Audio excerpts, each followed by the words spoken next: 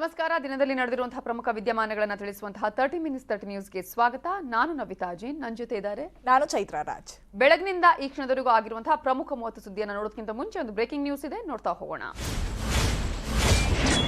ಪದ್ಮನಾಭನಗರದಲ್ಲಿ ಅಶೋಕ್ ವಿರುದ್ಧ ಪ್ರಬಲ ಅಭ್ಯರ್ಥಿಯನ್ನ ಕಣಕ್ಕಿಳಿಸುವುದಕ್ಕೆ ಈಗಾಗಲೇ ಕಾಂಗ್ರೆಸ್ ಸಿದ್ಧತೆಯನ್ನ ಮಾಡಿಕೊಂಡಿದೆ. ಈ ಹಿನ್ನೆಲೆಯಲ್ಲಿ ಘೋಷಿತ ಅಭ್ಯರ್ಥಿ ರಘುನಾಥ್ ನಾಯ್ಡುಗೆ ಬಿ ಫಾರಂ ಅನ್ನ ಡಿಕೆ ಶಿವಕುಮಾರ್ ಕೊಟ್ಟಿಲ್ಲ. ಬಿಜೆಪಿ ರಾಯಲ್ ಫೈಟ್ಗೆ ಕಾಂಗ್ರೆಸ್ ಕೌಂಟರ್ ಫೈಟ್ ಅನ್ನ ಕೊಡೋದಕ್ಕೆ ಎಲ್ಲಾ ರೀತಿಯ ಸಿದ್ಧತೆಗಳನ್ನ ಮಾಡಿಕೊಳ್ತಾ ಇದ್ದು, ಪದ್ಮನಾಭನಗರ ಕ್ಷೇತ್ರದ ಬಿ ಫಾರಂ ಅನ್ನ ಇನ್ನೂ ಕೂಡ ಕಾಂಗ್ರೆಸ್ ರಘುನಾಥ್ ನಾಯ್ಡು ಅವರಿಗೆ ಕೊಟ್ಟಿಲ್ಲ. ಸ್ವಲ್ಪ ದಿನ ವೇಟ್ ಮಾಡಿ ಅಂತ ಹೇಳಿದ್ದಾರೆ ಡಿಕೆಶಿ. ಅಶೋಕ್ ಕನಕಪುರ ಸ್ಪರ್ಧೆಗೆ ಪದ್ಮನಾಭನಗರದಲ್ಲಿ ಕೌಂಟರ್ ಅನ್ನ ಕೊಡುವಂತಹ ಪ್ರಯತ್ನ.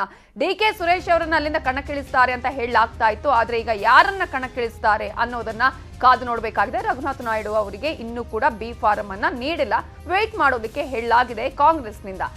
ಆರ್ ಅಶೋಕ್ಗೆ ಈಗ ಪ್ರಬಲ ಅಭ್ಯರ್ಥಿಯನ್ನ ಕಣಕ್ಕಿಳಿಸೋದಕ್ಕೆ ಕಾಂಗ್ರೆಸ್ ತೀರ್ಮಾನವನ್ನ ಮಾಡಿರೋದು. ಇಲ್ಲಿವರೆಗೂ ಕೂಡ 3 ಬಾರಿ ಗೆಲುವನ್ನು ಸಾಧಿಸಿದ ಆರ್ ಅಶೋಕ್ ಈ ಬಾರಿ ಕೂಡ ಗೆಲುವನ್ನ ಕಾಣುವಂತಹ ಕನಸನ್ನ ಕಂಡಿದ್ದಾರೆ. ಸೊ ಆದ್ರೆ ಅದಕ್ಕೆ ಟಕ್ಕರ್ ಕೊಡಬೇಕು ಅಂತ ಹೇಳಿ ಈಗ ಕಾಂಗ್ರೆಸ್ ಪ್ರಬಲ ಅಭ್ಯರ್ಥಿಯನ್ನ ಕಣಕ್ಕಿಳಿಸುವಂತಹ ಯೋಚನೆಯಲ್ಲಿ ಇದೆ. ಇದರ ಬಗ್ಗೆ ಇನ್ನಷ್ಟು ಡೀಟೇಲ್ಸ್ ಕೊಡೋದಕ್ಕೆ ನಮ್ಮ ಪೊಲಿಟಿಕಲ್ ಬ್ಯೂರೋ ಹೆಡ್ ಆಗಿರುವ ಚಿದಾನಂದ ಪಟೇಲ್ ನೇರ ಸಂಪರ್ಕದಲ್ಲಿ ಜಾಯ್ನ್ ಆಗಿದ್ದಾರೆ. ಚಿದಾನಂದ ಪಟೇಲ್, ಈಗ ಹ್ಯಾಟ್ರಿಕ್ ಗೆಲುವನ್ನು ಸಾಧಿಸುವಂತಹ ಆರ್ ಅಶೋಕ್ ಅವರು ಇಲ್ಲೂ ಕೂಡ ಈ ಸಲನೂ ಗೆಲುವು ಸಾಧಿಸುವಂತಹ ಒಂದು ಸಿದ್ಧತೆಯನ್ನ ಮಾಡ್ಕೊಂಡಿದ್ದಾರೆ. ಬಟ್ ಪ್ರತಿ ಬಾರಿ ಕೂಡ ಒಂದು ಪ್ರಬಲ ಅಭ್ಯರ್ಥಿ ಇಲ್ಲದೇ ಇರೋದು ಎರಡೂ ಪಕ್ಷಗಳಿಂದಲೂ, ಇನ್ನೊಂದು ಕಡೆ ಈಗಾಗಲೇ ಹೊಂದಾಣಿಕೆ ರಾಜಕೀಯ ಆರ್ ಅಶೋಕ್ ಅವರಿಗೆ ಹೆಲ್ಪ್ ಆಗ್ತಾ ಇತ್ತು. ಈ ಸಲ ಕಾಂಗ್ರೆಸ್ ಈಗ ಟಕ್ಕರ್ ಕೊಡೋದಕ್ಕೆ ಹೇಗೆ ಸಿದ್ಧತೆ ಮಾಡಿಕೊಂಡಿದೆ? ನವಿತಾ ಜೈನ್, ಇದೀಗ ಆರ್ ಅಶೋಕ್ ರವರು ಕನಕಪುರ ಕ್ಷೇತ್ರದ ಅಭ್ಯರ್ಥಿ ಕೂಡ ಹೌದು. ಹಾಗಾಗಿ ಪದ್ಮನಾಭನಗರ ಕ್ಷೇತ್ರದ ಅಭ್ಯರ್ಥಿ ಈಗಾಗಲೇ ರಘುನಾಥ್ ನಾಯ್ಡು ಹೆಸರನ್ನು ಕಾಂಗ್ರೆಸ್ ಪಕ್ಷ ಘೋಷಣೆ ಮಾಡಿರುವಂಥದ್ದು. ಆದರೆ ಇವತ್ತು ರಘುನಾಥ್ ನಾಯ್ಡುರವರು ನಾಮಿನೇಷನ್ ಫೈಲ್ ಮಾಡುವ ಕಾರಣಕ್ಕಾಗಿ ಬಿ ಫಾರ್ಮ್ ಅನ್ನು ಪಡೆಯಲು ಪ್ರದೇಶ ಕಾಂಗ್ರೆಸ್ ಸಮಿತಿ ಅಧ್ಯಕ್ಷ ಡಿ ಕೆ ಶಿವಕುಮಾರ್ ಅವರನ್ನ KPCC ಕಚೇರಿಯಲ್ಲಿ ಭೇಟಿಯಾಗಿದ್ದಾರೆ.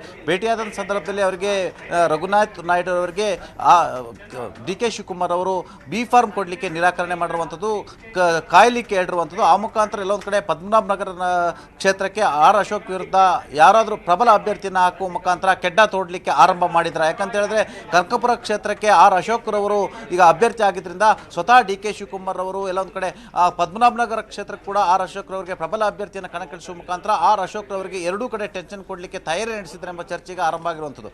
ಈಗಾಗಲೇ ಡಿ ಕೆ ಶಿವಕುಮಾರ್ ಅವರ ಪಾಳ್ಯದಲ್ಲಿ ಅವರ ಸಹೋದರ ಸಂಸದರಾಗಿರ್ತಕ್ಕಂಥ ಡಿ ಕೆ ಸುರೇಶ್ ರವರನ್ನ ಪದ್ಮನಾಭನಗರ ಕ್ಷೇತ್ರದಿಂದ ಕಣಕ್ಕಿಳಿಸಬೇಕಂತ ಈಗಾಗಲೇ ಚರ್ಚೆ ಆರಂಭ ಆಗಿರುವಂಥದ್ದು. ಚರ್ಚೆ ನಡುವೆ ಹೈಕಮಾಂಡ್ ಈಗಾಗಲೇ ಕರ್ನಾಟಕದಲ್ಲಿ ಇರ್ತಕ್ಕಂಥದ್ದು ಏಕೈಕ ಸಂಸದರದ್ದು ಕೂಡ ವಿಧಾನ ಸಭೆಯ ಎಲೆಕ್ಷನ್ಗೆ ನಿಲ್ಲಕ್ಕೆ ಅವಕಾಶವನ್ನು ಕೊಡಬಾರದು. ಯಾಕಂತ ಹೇಳಿದ್ರೆ ಅವರು ರಾಜೀನಾಮೆ ಕೊಟ್ಟರೆ ನಮಗೆ ಅವರಿಗೆ ಟಿಕೆಟ್ ಅನ್ನ ನೀಡಿಲ್ಲ ಅಂತ ಹೇಳಿದ್ರೆ, ಅವರನ್ನ ಕಣಕ್ಕಿಳಿಸಿಲ್ಲ ಅಂತ ಹೇಳಿದ್ರೆ, ಉಳಿದ ಪ್ರಬಲ ಅಭ್ಯರ್ಥಿ ಯಾರಿದ್ದಾರೆ ಚಿದಾನಂದ ಪಟೇಲ್? ಸದ್ಯ ನವಿತಾ ಜೈನ್, ಈಗಾಗಲೇ ಈ ಹಿಂದೆ PGR ಸಿಂಧಿಯಾರ್ ಅವ್ರನ್ನ ಕಣಕ್ಕಿಳಿಸಲಿಕ್ಕೆ ಎಲ್ಲ ರೀತಿಯ ತಯಾರಿ ನಡೀತು. ಆದರೆ ಕೊನೆ ಗಳಿಗೆಯಲ್ಲಿ PGR ಸಿಂಧಿಯಾರ್ ಅವರು ನಾನು ಸ್ಪರ್ಧೆಯನ್ನು ಮಾಡಲ್ಲ ಅಂತ ಕೂಡಲೇ ರಘುನಾಥ್ ನಾಯ್ಡು ಅವರಿಗೆ ಟಿಕೆಟನ್ನು ಕೊಡಲಾಯಿತು. ಅಲ್ಲಿ ಪ್ರಮುಖವಾಗಿ ರಘುನಾಥ್ ನಾಯ್ಡು ಅವರಿಗೆ ಟಿಕೆಟ್ ಕೊಡ್ಲಿಕ್ಕೆ ಕಾರಣ ಅಲ್ಲಿ ನಾಯ್ಡು ಸಮುದಾಯದ 40,000ಕ್ಕೂ ಹೆಚ್ಚು ಮತಗಳಿರ್ತಕ್ಕಂಥದ್ದು, ಕನಕಪುರ ಮತ್ತು ಆ ಭಾಗದಿಂದ ಬಂದಿರತಕ್ಕಂಥ ಒಕ್ಕಲಿಗ ಮತದಾರರಿರ್ತಕ್ಕಂಥದ್ದು, ಅಲ್ಪಸಂಖ್ಯಾತ ಮತಗಳು, OBC ಮತಗಳನ್ನ ನಂಬಿಕೊಂಡು ನಾನು ರಘುನಾಥ್ ನಾಯ್ಡು ಅವರಿಗೆ ಟಿಕೆಟನ್ನು ಕೊಟ್ಟೆ ಅಂತೇಳಿ ಡಿ ಕೆ ಶಿವಕುಮಾರ್ ನಿನ್ನೆ ಅಷ್ಟೇ ಸಮರ್ಥನೆಯನ್ನು ಮಾಡಿಕೊಂಡ್ರು. ಆರ್ ಅಶೋಕ್ ವಿರುದ್ಧ ರಘುನಾಥ್ ನಾಯ್ಡು ಪ್ರಬಲ ಅಭ್ಯರ್ಥಿ ಅಂತ ಹೇಳಿದ್ರು. ಆದರೆ ಎಲ್ಲ ಒಂದು ಕಡೆ ಟಿಕೆಟ್ ಘೋಷಣೆಗೂ ಮುನ್ನ ಆರ್ ಅಶೋಕ್ ಅವ್ರ ಜೊತೆ ಡಿ ಕೆ ಶಿವಕುಮಾರ್ ಹೊಂದಾಣಿಕೆ ರಾಜಕೀಯ ಮಾಡಿದೆ ಅಂತೇಳಿ ಗಂಭೀರ ಆರೋಪ ಕೇಳಿ ಬಂದಿತ್ತು. ಇದು ಬಿಜೆಪಿ ವಲಯದಲ್ಲೂ ಚರ್ಚೆ ನಡೆದಿತ್ತು ಮತ್ತು ಕಾಂಗ್ರೆಸ್ ವಲಯದಲ್ಲೂ ಚರ್ಚೆ ನಡೆಯಿತು. ಆದರೆ ಬದಲಾದ ರಾಜಕೀಯ ಸ್ಥಿತ್ಯಂತರದಲ್ಲಿ ಇದೀಗ ಆರ್ ಅಶೋಕ್ ರವರನ್ನೇ ಡಿ ಕೆ ಶಿವಕುಮಾರ್ ಅವರ ವಿರುದ್ಧ ಕನಕಪುರದಲ್ಲಿ ಸ್ಪರ್ಧೆಗೆ ಹೈಕಮಾಂಡ್ ಸೂಚಿಸಿದ್ರಿಂದ ಇದೀಗ ಡಿ ಕೆ ಶಿವಕುಮಾರ್ ಅವರು ಆರ್ ಅಶೋಕ್ ವಿರುದ್ಧ ಪದ್ಮನಾಭನಗರದಲ್ಲಿ ಪ್ರಬಲ ಅಭ್ಯರ್ಥಿಯನ್ನು ಕಣಕ್ಕಿಳಿಸುವ ಸಂಬಂಧಪಟ್ಟ ಹಾಗೆ ಎಲ್ಲ ಒಂದು ಕಡೆ ರಘುನಾಥ್ ನಾಯ್ಡು ಅವರಿಗೆ ಬಿ ಫಾರ್ಮ್ ಕೊಡ್ಲಿಕ್ಕೆ ನಿರಾಕರಿಸಿದೆ ಎಂಬುದು ಸದ್ಯದ ಚರ್ಚೆ ನವಿತಾ ಜೈನ್. ಈಗ ಬಿ ಫಾರಂ ಅನ್ನ ನೀಡಿಲ್ಲ, ಯಾವಾಗ ಇದೊಂದು ತೀರ್ಮಾನ ಆಗುವಂತಹ ಸಾಧ್ಯತೆ ಇದೆ? ಸದ್ಯ ಪದ್ಮನಾಭನಗರ ಕ್ಷೇತ್ರಕ್ಕೆ ಯಾರಾದರೂ ಪ್ರಬಲ ಅಭ್ಯರ್ಥಿ ಸಿಕ್ಕಿದ್ರೆ ರಘುನಾಥ್ ನಾಯ್ಡು ಬದಲು ಬೇರೊಬ್ಬರನ್ನ ಕಣಕ್ಕಿಳಿಸುವ ಸಾಧ್ಯತೆ ಇದೆ ಅಂತ ಹೇಳಲಾಗ್ತಿದೆ. ಯಾರೋ ಸಿಕ್ಕಲಿಲ್ಲ ಅಂತ ಹೇಳಿದ್ರೆ ಅನಿವಾರ್ಯವಾಗಿ ರಘುನಾಥ್ ನಾಯ್ಡು ಅವರೇ ಸ್ಪರ್ಧೆ ಮಾಡ್ತಾರೆ ಅಂತ ಹೇಳಲಾಗ್ತಿದೆ. ಹಾಗಾಗಿ ಸದ್ಯಕ್ಕೆ ಆರ್ ಅಶೋಕ್ ಅವರಿಗೆ ಕೆಡ್ಡ ತೊಡಿಸ್ಲಿಕ್ಕೆ ಅಥವಾ ಆರ್ ಅಶೋಕ್ ಅವರು ಪದ್ಮನಾಭನಗರ ಕ್ಷೇತ್ರದ ಈಟಫ್ ಅನ್ನ ಹೆಚ್ಚು ಮಾಡಲಿಕ್ಕೆ ಟಿಕೆಟನ್ನು ಏನು ಬಿ ಫಾರ್ಮ್ ಕೊಡ್ಲಿಕ್ಕೆ ಕೂಡ ನಿರಾಕರಿಸಿರ್ಬೋದು ಅಂತ ಕೂಡ ಹೇಳಲಾಗ್ತಿದೆ. ಒಟ್ಟಿನಲ್ಲಿ ಸದ್ಯಕ್ಕೆ ಈಗ ರಘುನಾಥ್ ನಾಯ್ಡು ಅವರಿಗೆ ಬಿ ಫಾರ್ಮ್ ಅನ್ನ ನಿರಾಕರಿಸಿರ್ತಕ್ಕಂಥ ಡಿ ಕೆ ಶಿವಕುಮಾರ್ ಅವರು ಪದ್ಮನಾಭ ಪದ್ಮನಾಭನಗರ ಕ್ಷೇತ್ರಕ್ಕೆ ಪ್ರಬಲ ಅಭ್ಯರ್ಥಿಯನ್ನು ಹುಡುಕಾಟದಲ್ಲಿ ಇದ್ದಾರೆ ಅನ್ನೋದು ಸದ್ಯದ ಸುದ್ದಿ. ನವಿತಾ, ಅಂದ್ರೆ ಇಲ್ಲಿವರೆಗೂ ಕೂಡ ಹೊಂದಾಣಿಕೆ ರಾಜಕೀಯ ವಿಚಾರ ಬಹಳ ಸುದ್ದಿಯಲ್ಲಿ ಇತ್ತು. ಎಲ್ಲರ ಜೊತೆ ಹೊಂದಾಣಿಕೆ ಮಾಡಿಕೊಂಡು ಅಶೋಕ್ ಅವರು ಇನ್ನಷ್ಟು ಹೆಚ್ಚಿನ ಮತಗಳ ಅಂತರದಿಂದ ಗೆಲ್ತಿದ್ದಾರೆ ಅಂತ. ಸೊ ಈ ಸಲ ಒಂದು ಟಫ್ ಫೈಟ್ ಅನ್ನ ನಾವು ಕಾಣಬಹುದಾ ಹಾಗಾದ್ರೆ ಪದ್ಮನಾಭನಗರ ಕ್ಷೇತ್ರದಲ್ಲಿ ಅಂತ? ಖಂಡಿತವಾಗಿಯೂ ಎಲ್ಲ ಒಂದು ಕಡೆ ಅಶೋಕ್ ರವರಿಗೆ ಕಾಂಗ್ರೆಸ್ ಪಕ್ಷ ಅನುಕೂಲ ಮಾಡಿಕೊಡ್ತಿದೆ. ಅದರಲ್ಲೂ ಕೂಡ DK ಶಿವಕುಮಾರ್ ಅನುಕೂಲ ಮಾಡಿಕೊಡ್ತಿದ್ದಾರೆ ಮತ್ತು ಬೆಂಗಳೂರು ಸಿಟಿಯಲ್ಲಿ ರಾಮಲಿಂಗಾರೆಡ್ಡಿ ಅವರು ಅನುಕೂಲ ಮಾಡಿಕೊಡ್ತಿದ್ದಾರೆ. ಇದಕ್ಕೆ ಪ್ರತಿಯಾಗಿ ರಾಮಲಿಂಗಾರೆಡ್ಡಿ ಅವರಿಗೆ ಕೂಡ ಅಶೋಕ್ ರವರು ತಮ್ಮದೇ ಆದ ರೀತಿಯಲ್ಲಿ ಅನುಕೂಲ ಮಾಡ್ತಾರೆ. ರಾಮಲಿಂಗಾರೆಡ್ಡಿ ವಿರುದ್ಧ ಏನು ಪ್ರಬಲ ಅಭ್ಯರ್ಥಿಯನ್ನು ಹಾಕಲ್ಲ ಮತ್ತು ಅವರ ಪುತ್ರಿ ವಿರುದ್ಧ ಕೂಡ ಪ್ರಬಲ ಅಭ್ಯರ್ಥಿ ಹಾಕಲ್ಲ ಅನ್ನೋದು ಬೆಂಗಳೂರಿನಲ್ಲಿರ್ತಕ್ಕಂಥ ಹೊಂದಾಣಿಕೆ ರಾಜಕೀಯದ ಪ್ರತೀತಿ. ಆದರೆ ಈ ಹೊಂದಾಣಿಕೆ ರಾಜಕೀಯ ಪ್ರತೀತಿಯಿಂದಲೇ ಅಶೋಕ್ ರವರಿಗೆ ಕನಕಪುರದಲ್ಲಿ ಸ್ಪರ್ಧೆ ಮಾಡಲಿಕ್ಕೆ ಸೂಚನೆಯನ್ನು ಕೊಟ್ಟಿರುವಂಥದ್ದು. ಹೈಕಮಾಂಡ್ ಕೂಡ ಎಲ್ಲೊಂದು ಕಡೆ ಅಶೋಕ್ ರವರು DK ಶಿವಕುಮಾರ್ ಜೊತೆ ಹೊಂದಾಣಿಕೆ ಮಾಡಿದ್ದಾರೆ ಎಂಬ ಅನುಮಾನದ ಕಾರಣಕ್ಕಾಗಿ ಅಶೋಕ್ ರವರಿಗೆ ತಾವು ಒಕ್ಕಲಿಗ ನಾಯಕ ಅಂತ ಹೇಳ್ತಿರಲ್ಲ, ಹಾಗಾಗಿ ಕನಕಪುರದಲ್ಲಿ ನಿಂತು ಒಂದು ವೇಳೆ ಗೆಲ್ಲಿ ಅಥವಾ ಅತಿ ಹೆಚ್ಚು ಮತಗಳನ್ನು ತೆಗೆದುಕೊಳ್ಳಿ ಅನ್ನೋ ಮುಖಾಂತರ ಟಾಸ್ಕ್ ಅನ್ನು ಕೊಟ್ಟಿರುವಂಥದ್ದು. ನವಿತಾ, ಹಾಗೆ ಸಂಪರ್ಕದಲ್ಲಿ ಚಿದಾನಂದ ಪಟೇಲ್. ಕಾಂಗ್ರೆಸ್ನಲ್ಲಿ ಶುರುವಾಯಿತು 12 ಕ್ಷೇತ್ರಗಳ ಬಿಗ್ ಟೆನ್ಷನ್. 12 ಕ್ಷೇತ್ರದಲ್ಲಿ ಯಾರಿಗೆ ಟಿಕೆಟ್ ಕೊಟ್ಟರು ಬಂಡಾಯ ಅಂತೂ ಫಿಕ್ಸ್. ಇಲ್ಲಿ ಸಿದ್ದರಾಮಯ್ಯ ಹಾಗೂ DKಶಿ ನಡುವೆ ಈಗ ಹಗ್ಗ ಜಗ್ಗಾಟ ನಡೀತಾ ಇದೆ. ಬಣ ರಾಜಕೀಯ ನಡೀತಾ ಇದೆ. ನಮ್ಮ ಆಪ್ತರಿಗೆ ಟಿಕೆಟ್ ಕೊಡಬೇಕು, ನಮ್ಮವರಿಗೆ ಟಿಕೆಟ್ ಕೊಡಬೇಕು ಅಂತ ಹೇಳಿ. ಹಾಗಾದ್ರೆ ಆ ಕ್ಷೇತ್ರಗಳು ಯಾವುದು? ಯಾವ ಕ್ಷೇತ್ರಗಳು ಟೆನ್ಷನ್ಗೆ ಕಾರಣ ಆಗಿದೆ? ಕಾಂಗ್ರೆಸ್ನಲ್ಲಿ ಈಗ ಬಣ ರಾಜಕೀಯದಲ್ಲಿ ಯಾರು ಮೇಲುಗೈಯನ್ನ ಸಾಧಿಸ್ತಾರೆ? ಯಾರ ಆಪ್ತರಿಗೆ ಟಿಕೆಟ್ ಸಿಗುತ್ತೆ? ಇದರ ಬಗ್ಗೆ ಇನ್ನಷ್ಟು ಡೀಟೇಲ್ಸ್ ಕೊಡೋದಕ್ಕೆ ಪೊಲಿಟಿಕಲ್ ಬ್ಯೂರೋ ಹೆಡ್ ಆಗಿರೋ ಚಿದಾನಂದ ಪಟೇಲ್ ನೇರ ಸಂಪರ್ಕದಲ್ಲಿ ಜಾಯ್ನ್ ಆಗಿದ್ದಾರೆ. ಮತ್ತೆ ಚಿದಾನಂದ ಪಟೇಲ್, ಈಗ 12 ಕ್ಷೇತ್ರಗಳು ಯಾವ್ಯಾವುದು, ಅದರಲ್ಲಿ ಯಾವ ರೀತಿಯಾಗಿ ಈಗ ಹಗ್ಗ ಜಗ್ಗಾಟ ನಡೀತಾ ಇದೆ ಸಿದ್ದರಾಮಯ್ಯ ಮತ್ತು DKಶಿ ನಡುವೆ? ಯಾರ ಕೈ ಮೇಲಾಗುವ ಸಾಧ್ಯತೆ ಇದೆ 12 ಕ್ಷೇತ್ರಗಳಲ್ಲಿ? ನವಿತಾ ಜೈನ್, ಕಾಂಗ್ರೆಸ್ ಈಗಾಗಲೇ 58 ಕ್ಷೇತ್ರಗಳ 3ನೇ ಪಟ್ಟಿಯನ್ನು ಬಿಡುಗಡೆ ಮಾಡಬೇಕಾಗಿತ್ತು. ಆದರೆ 12 ಕ್ಷೇತ್ರಗಳ ವಿಚಾರಕ್ಕಾಗಿ ಸಿದ್ದರಾಮಯ್ಯ ಮತ್ತು DKಶಿ ನಡುವೆ ಪೈಪೋಟಿ ಇರುವ ಕಾರಣಕ್ಕಾಗಿ ಈ 12 ಕ್ಷೇತ್ರಗಳ ಜಿದ್ದಾಜಿದ್ದಿ ಕಾರಣಕ್ಕಾಗಿ ಪಟ್ಟಿ ಬಿಡುಗಡೆ ವಿಳಂಬ ಆಗ್ತಿದೆ ಅಂತ ಹೇಳಲಾಗ್ತಿದೆ. ಈಗಾಗಲೇ 46 ಕ್ಷೇತ್ರಗಳ ಅಭ್ಯರ್ಥಿಗಳನ್ನು ಅಂತಿಮಗೊಳಿಸಿರ್ತಕ್ಕಂಥ ಕಾಂಗ್ರೆಸ್ ಹೈಕಮಾಂಡ್ ಈ ಒಂದು 12 ಕ್ಷೇತ್ರಗಳ ವಿಚಾರ ಸಂಬಂಧಪಟ್ಟಾಗಿ ಒಂದಷ್ಟು ಪೆಂಡಿಂಗ್ ಅನ್ನು ಇಟ್ಕೊಂಡಿರುವಂಥದ್ದು. ಹಾಗಾಗಿ ಪಟ್ಟಿ ಬಿಡುಗಡೆಗೆ ವಿಳಂಬ ಅಂತ ಹೇಳಲಾಗ್ತಿದೆ. ಅದರಲ್ಲಿ ಪ್ರಮುಖವಾಗಿ ಬೆಂಗಳೂರಿನಲ್ಲಿ ಅಖಂಡ ಶ್ರೀನಿವಾಸ ಮೂರ್ತಿಗೆ ಟಿಕೆಟ್ ಕೊಡಬೇಕು ಬೇಡ ಅಂತೇಳಿ ಚರ್ಚೆ ಆಗ್ತಿರುವಂಥದ್ದು. ಪುಲಿಕೇಶ್ ನಗರದಲ್ಲಿ ಅಖಂಡ ಶ್ರೀನಿವಾಸ ಮೂರ್ತಿಗೆ ಅವರಿಗೆ ಟಿಕೆಟ್ ಅನ್ನು ಕೊಡಬಾರ್ದು ಅಂತೇಳಿ DK ಶಿವಕುಮಾರ್ ವಿರೋಧವನ್ನು ಮಾಡ್ತಿರುವಂಥದ್ದು. ಅಖಂಡ ಶ್ರೀನಿವಾಸ ಮೂರ್ತಿಯವರ ಕ್ಷೇತ್ರಕ್ಕೆ ದೇವನಹಳ್ಳಿಯಿಂದ ಟಿಕೆಟ್ ಕೈತಪ್ಪಿರ್ತಕ್ಕಂಥ AC ಶ್ರೀನಿವಾಸ್ ಅಥವಾ ಮಲ್ಲಿಕಾರ್ಜುನ್ ಖರ್ಗೆ ಅವರ ಅತ್ಯಾಪ್ತರಾಗಿರ್ತಕ್ಕಂಥ ಪ್ರಸನ್ನ ಕುಮಾರ್ ಅಥವಾ ಅಖಂಡ ಶ್ರೀನಿವಾಸ್ ಅವರ ಕುಟುಂಬದವರಿಗೆ ಕೊಡಿ ಅನ್ನೋದು DK ಶಿವಕುಮಾರ್ ವಾದ. ಆದರೆ ಅಖಂಡ ಶ್ರೀನಿವಾಸ ಮೂರ್ತಿಯವರು ಗೆಲ್ತಾರೆ.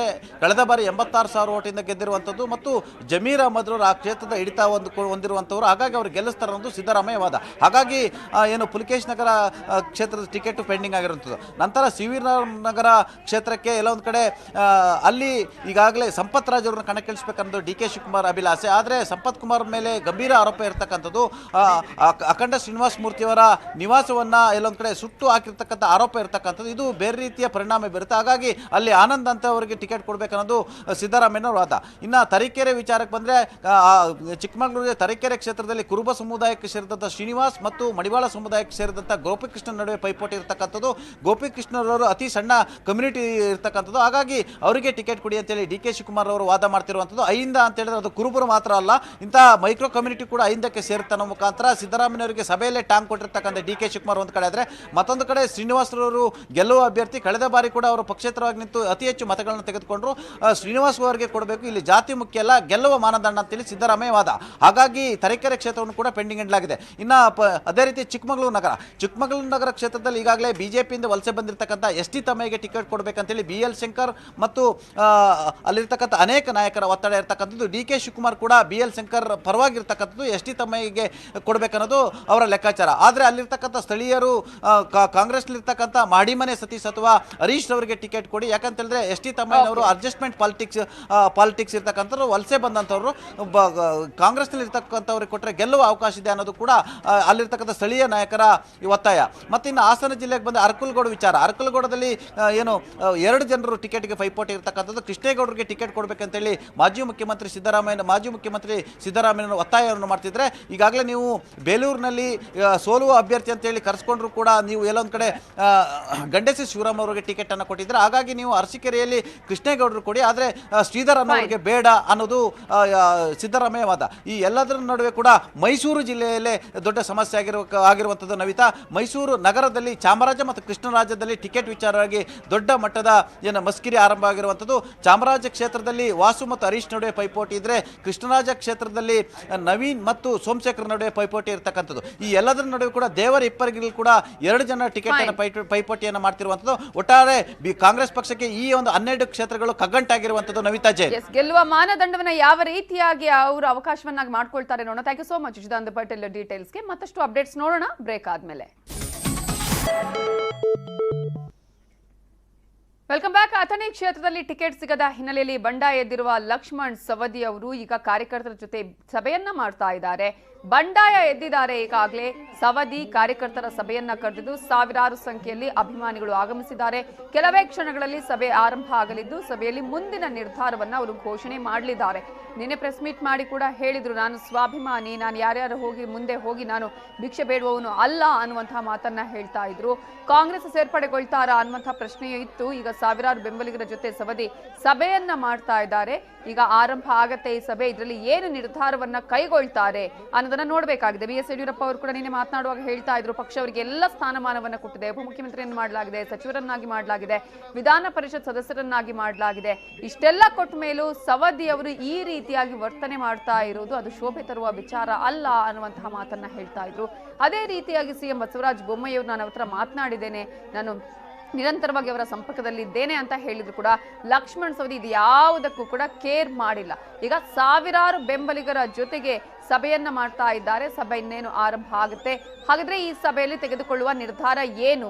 ಅವರು ಕಣಕ್ಕೆ ಇಳಿತಾರಾ? ಹಾಗಾದ್ರೆ ಪಕ್ಷೇತರ ಕಣಕ್ಕಿಳಿತಾರಾ ಅಥವಾ ಯಾವ್ದಾದ್ರು ಒಂದು ಪಕ್ಷಕ್ಕೆ ಹೋಗ್ತಾರಾ, ಯಾವ್ದಾದ್ರು ಪಕ್ಷವನ್ನ ಸೇರ್ಪಡೆಗೊಳ್ತಾರಾ ಅನ್ನೋದನ್ನ ನೋಡ್ಬೇಕಾಗಿದೆ. ನೀವು ನೋಡ್ತಾ ಇದ್ದೀರಲ್ಲ ದೃಶ್ಯಗಳಲ್ಲಿ ಸಾವಿರಾರು ಸಂಖ್ಯೆಯಲ್ಲಿ ಅವರ ಬೆಂಬಲಿಗರು ಆಗಮಿಸಿದ್ದಾರೆ. ಅವರ ಬೆಂಬಲಿಗರ ಜೊತೆ ಈಗ ಸಭೆಯನ್ನ ಮಾಡ್ತಾರೆ. ಮುಂದಿನ ನಿರ್ಧಾರ ಏನು ಅನ್ನೋದ್ರ ಬಗ್ಗೆ ಈ ಸಭೆಯಲ್ಲಿ ನಿರ್ಧಾರವನ್ನ ಕೈಗೊಳ್ಳಲಾಗತ್ತೆ. ಮೊನ್ನೆ ಟಿಕೆಟ್ ಮಿಸ್ ಆಗತ್ತೆ ಅನ್ನುವ ದಿನಾನೇ ಅವರು ಕಾರ್ಯಕರ್ತರ ಸಭೆಯಲ್ಲಿ ಕಣ್ಣೀರನ್ನ ಹಾಕಿದ್ರು. ಯಾಕೆ ನನಗೆ ಇಲ್ಲಿಯ ಒಂದು ಟಿಕೆಟ್ ಸಿಗ್ತಾ ಇಲ್ಲ ಅನ್ನೋದು ಗೊತ್ತಿಲ್ಲ, ಯಾಕಂದ್ರೆ ನಾನು ಪಕ್ಷಕ್ಕಾಗಿ 20 ವರ್ಷಗಳಿಂದ ನಿರಂತರವಾಗಿ ಸೇವೆಯನ್ನ ಸಲ್ಲಿಸಿದ್ದೇನೆ, ಕೆಲಸ ಕಾರ್ಯಗಳನ್ನ ಮಾಡಿದ್ದೇನೆ. ಆದ್ರೆ ನನಗೆ ಬೆನ್ನಿಗೆ ಚೂರಿ ಹಾಕುವಂತ ಕೆಲಸವನ್ನ ಇಲ್ಲಿ ಮಾಡಲಾಗಿದೆ. ನನ್ನ ಗುರುಗಳು ಖುಷಿಯಾಗಿರ್ಲಿ ಅನ್ನುವಂಥ ಮಾತನ್ನ ಹೇಳಿದ್ರು. ಇದರ ಬಗ್ಗೆ ಇನ್ನಷ್ಟು ಡೀಟೇಲ್ಸ್ ಕೊಡೋದಕ್ಕೆ ನಮ್ಮ ರಿಪೋರ್ಟರ್ ಲೋಹಿತ್ ಫೋನ್ ಸಂಪರ್ಕದಲ್ಲಿದ್ದಾರೆ. ಲೋಹಿತ್, ಈಗ ಏನ್ ನಿರ್ಧಾರ ಕೈಗೊಳ್ಳುವಂತಹ ಸಾಧ್ಯತೆ ಇದೆ? ಈ ಸಭೆ ಬಹಳ ಮಹತ್ವದ್ದು. ಈಗ ಲಕ್ಷ್ಮಣ್ ಸವದಿ ಅವರಿಗೆ ಕಾರ್ಯಕರ್ತರ ಜೊತೆ ಇಷ್ಟು ದೊಡ್ಡ ಮಟ್ಟದಲ್ಲಿ ಒಂದು ಸಭೆ ಮಾಡ್ತಿದ್ದಾರೆ ಅಂತ ಹೇಳಿದ್ರೆ ಒಂದು ಪಕ್ಕಾ ನಿರ್ಧಾರ ಹೊರಬೀಳುತ್ತೆ. ಏನ್ ನಿರ್ಧಾರ ಹೊರಬೀಳಬಹುದು ಅಂತ ಅನ್ಸುತ್ತೆ ಅಲ್ಲಿನ ಸಿಚುವೇಶನ್ ನೋಡಿದ್ರೆ? ನವಿತಾ, ಏನಂತಂದ್ರೆ ಈಗಾಗಲೇ ಬಹುತೇಕ ಕ್ಷೇತ್ರದ ಜನ ಆಗಮಿಸ್ತಾ ಇದ್ದಾರೆ. ಏನಂತಾರೆ ಸುಮಾರು 10 ರಿಂದ 15 ಸಾವಿರ ಜನ ಕೂಡ ನಿರೀಕ್ಷೆ ಇದೆ. ಸುಮಾರು ಇನ್ನೊಂದು 10 ರಿಂದ 15 ನಿಮಿಷಗಳಲ್ಲಿ ಒಂದು ಸಭೆ ಆರಂಭ ಆಗತ್ತೆ. ಈಗಾಗಲೇ ಕ್ಷೇತ್ರದ ಮುಖಂಡರು ಕೂಡ ಇಲ್ಲಿ ಏನು ಸೌದಿ ಬೆಂಬಲಕ್ಕೆ ಬಂದು ನಿಂತಿರ್ತಕ್ಕಂಥದ್ದು. ಎಲ್ಲರೂ ಕೂಡ ಏನಂತಂದ್ರೆ ಸೌದಿ ಬರೋ ಆಗಮನಕ್ಕಾಗಿ ಕಾಯ್ತಾ ಇದ್ದಾರೆ. ಇನ್ನು 5 ರಿಂದ 10 ನಿಮಿಷಗಳಲ್ಲಿ ಸೌದಿ ಕೂಡ ಈ ಒಂದು ಬೃಹತ್ ವೇದಿಕೆಗೆ ಬರ್ತಾರೆ. ವೇದಿಕೆಗೆ ಬಂದ ಸಂದರ್ಭದಲ್ಲಿ ಎಲ್ಲರೂ ಕೂಡ ಒಂದು ಸುತ್ತಿನ ಚರ್ಚೆ ಮಾಡ್ತಾರೆ. ಅದಾದ ಬಳಿಕ ಬೃಹತ್ ವೇದಿಕೆಯನ್ನ ಉದ್ದೇಶಿಸಿ ಲಕ್ಷ್ಮಣ್ ಸೌದಿ ಘೋಷಣೆ ಮಾಡ್ತಾರಾ ಹೇಗೆ ಲೋಹಿತ್? ಸದ್ಯಕ್ಕೆ ಇಲ್ಲಿ ನಿರ್ಧಾರ ಘೋಷಣೆ ಮಾಡ್ಬೇಕಾ ಬೇಡವಾ ಅನ್ನೋದ್ರ ಬಗ್ಗೆ ಒಂದಷ್ಟು ಚರ್ಚೆಗಳು ನಡೀತಾ ಇದಾವೆ. ಯಾಕಂದ್ರೆ ಇನ್ನೂ ಕೂಡ ಅವರು ಬಿಜೆಪಿಯಲ್ಲೇ ಇರೋದ್ರಿಂದ ಇಲ್ಲಿ ಕಾಂಗ್ರೆಸ್ ಸೇರ್ಬೇಕಾ ಇನ್ಯಾವುದಾದ್ರು ಸೇರ್ಬೇಕಾ ಅನ್ನೋದ್ರ ನಿರ್ಧಾರ ಮಾಡಲ್ಲ. ಬದಲಾಗಿ ನಾಳೆ ರಾಜೀನಾಮೆ ಕೊಟ್ಟ ಬಳಿಕ ಬೆಂಗಳೂರಿನಲ್ಲಿ ಘೋಷಣೆ ಮಾಡ್ತಾರೆ. ಆದ್ರೆ ಇವತ್ತು ಕ್ಷೇತ್ರದಲ್ಲಿ ಸ್ಪರ್ಧೆ ಮಾಡ್ಬೇಕಾ ಮಾಡಬಾರ್ದಾ ಅನ್ನೋದು ಘೋಷಣೆ ಆಗುತ್ತೆ ನವಿತಾ. ಈಗ ನಿರಂತರವಾಗಿ ಎಲ್ಲ ಈಗ ಸಿಎಂ ಆದಿಯಾಗಿ BSY ಆದಿಯಾಗಿ ಅವರ ಸಂಪರ್ಕದಲ್ಲಿದ್ರು, ಅವರ ಮನವೊಲಿಸುವಂತ ಪ್ರಯತ್ನ ಮಾಡ್ತೀವಿ ಅಂತ ಹೇಳಿದ್ರು. ಬಟ್ ಈಗ ಒಂದು ದೃಢ ನಿರ್ಧಾರ ಕೈಗೊಂಡ ಹಾಗೇನೆ ಕಾಣಿಸ್ತಾ ಇದೆ. ಹಾಗಾದ್ರೆ ಆ ನಿರ್ಧಾರ ಏನು ಆಗಿರಬಹುದು ಅನ್ನುವ ಕುತೂಹಲ. ಕಾಂಗ್ರೆಸ್ಗೆ ಹೋಗ್ತಾರಾ ಅಥವಾ ಪಕ್ಷೇತರಾಗಿ ನಿಲ್ಲುವಂತ ಸಾಧ್ಯತೆ ಇದೆಯಾ? ಅವರ ಆಪ್ತ ಮೂಲಗಳು ಏನ್ ಹೇಳ್ತಾ ಇವೆ? ಈಗ ಬಹುತೇಕ ಏನಂತಂದ್ರೆ ನಿನ್ನೆಯಿಂದಲೂ ಕೂಡ ಸಾಕಷ್ಟು ನಾಯಕರು ಕೂಡ ಅವ್ರ ಮನೆಗೆ ಬಂದು ಹೋದ್ರು ಕೂಡ ಯಾವುದೇ ರೀತಿ ಇಲ್ಲಿ ಅವ್ರ ಮನ ಪ್ರವರ್ತನೆ ಮಾಡ್ಕೊಂಡಿಲ್ಲ. ಬದಲಾಗಿ ಅವರು ರೆಬಲ್ ಆಗಿ ಉಳ್ಕೊಂಡಿರ್ತಕ್ಕಂಥದ್ದು. ಈಗಾಗಲೇ ನಿರ್ಧಾರ ಮಾಡಿ ಆಗಿದೆ ಅನ್ನೋ ಮಾತನ್ನ ಹೇಳಿದ್ದಾರೆ. ಸೊ ಇವತ್ತು ಏನಂತಂದ್ರೆ ಅವರ ಬೆಂಬಲಿಗರು ಹೇಳುವಂತದ್ದು, ನಾವು ಕೂಡ ಮಾತಾಡಿದಂತ ಸಂದರ್ಭದಲ್ಲಿ ಬಹುತೇಕ ಏನಂತಂದ್ರೆ ಕಾಂಗ್ರೆಸ್ ಕಡೆಗೆ ಹೋಗಬೇಕು ಅನ್ನುವಂಥದ್ದು ಅವರ ಬೆಂಬಲಿಗರ ಒಲವಿದೆ. ಯಾಕಂದ್ರೆ ಅಥಣಿ ಕ್ಷೇತ್ರದಲ್ಲಿ ಪಕ್ಷೇತರರಾಗಿ ನಿಂತು ಗೆಲುವು ಸಾಧಿಸೋದು ಅಷ್ಟೊಂದು ಸುಲಭದ ಮಾತಲ್ಲ. ಹಾಗಾಗಿ ಕಾಂಗ್ರೆಸ್ಗೆ ಹೋದ್ರೆ ಗೆಲುವು ಖಚಿತ ಅನ್ನುವಂತ ಹಿನ್ನೆಲೆಯಲ್ಲಿ ಕಾಂಗ್ರೆಸ್ ನಿಂದ ಸ್ಪರ್ಧೆ ಮಾಡಬೇಕು ಅನ್ನುವಂತ ಒಂದು ಒತ್ತಾಯವನ್ನ ಅವರ ಬೆಂಬಲಿಗರು ಮಾಡ್ತಾ ಇದ್ದಾರೆ ನವಿತಾ. ಥ್ಯಾಂಕ್ ಯು ಲೋಹಿತ್ ಡೀಟೇಲ್ಸ್ಗೆ. ಇನ್ಫ್ರಾ ಮಾರ್ಕೆಟ್ ಅರ್ಪಿಸುವ ವೆದರ್ ರಿಪೋರ್ಟ್ ಅನ್ನ ನೋಡೋಣ.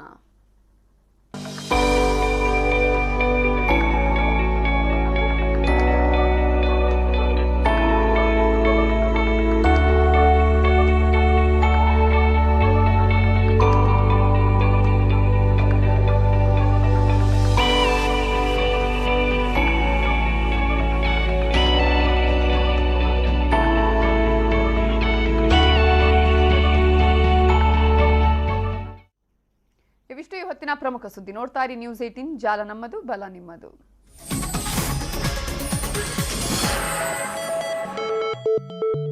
Headlines presented by Infra Market, India